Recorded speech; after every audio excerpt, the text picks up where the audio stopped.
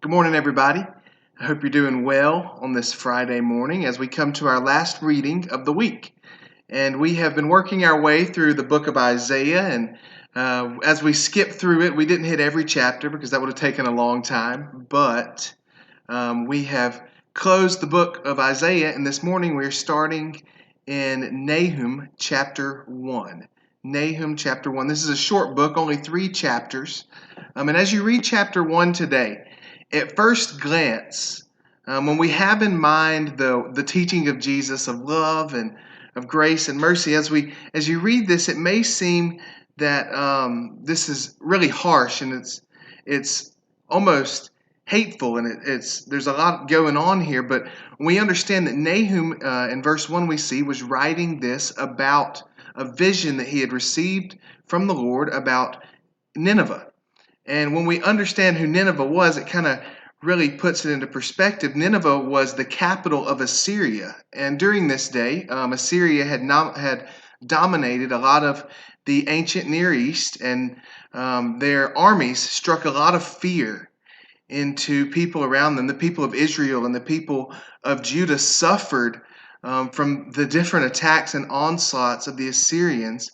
We even see in the book of Jonah that Jonah didn't want to go to Nineveh and preach the news of Jesus. He didn't, or of God. He didn't want to call them to repentance because they didn't want them to turn from their evil ways. Nineveh was a hated place. They were an enemy of Israel. And so we find Nahum writing about this vision to about Nineveh.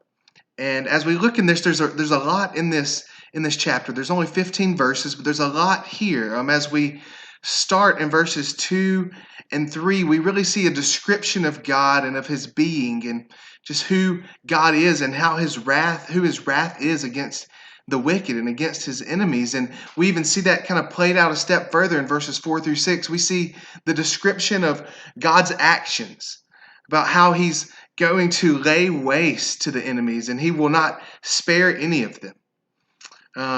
As we continue on verses 7 through 11, we see the Lord's care for Judah, that he understands that Judah is persecuted and he understands that they are under attack, and he's going to rescue them, as we see in 12 and 13, his word to them that he's going to wipe their enemies out, that he's going to save them, that he's going to wipe out the enemies of Judah. And we see that played out even more and more in verse 14.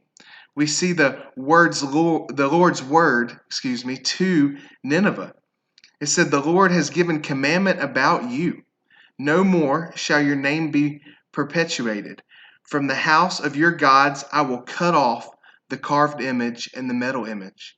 I will make your grave, for you are vile." We see God talking about Nineveh, that he's going to wipe them out. He's going to destroy them. And the result of that we see in verse 15. It says, "Behold, upon the mountains, the feet of him who brings good news, who publishes peace. Keep your feasts, O Judah. Fulfill your vows, for never again shall the worthless pass through you." He is utterly cut off.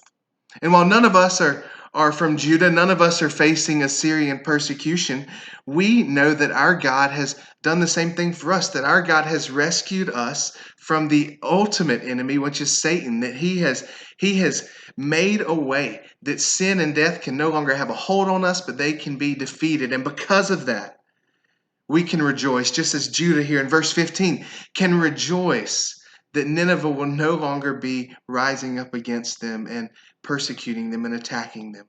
So I hope you were able to read this morning Nahum chapter 1 as we continue through the year of the Word.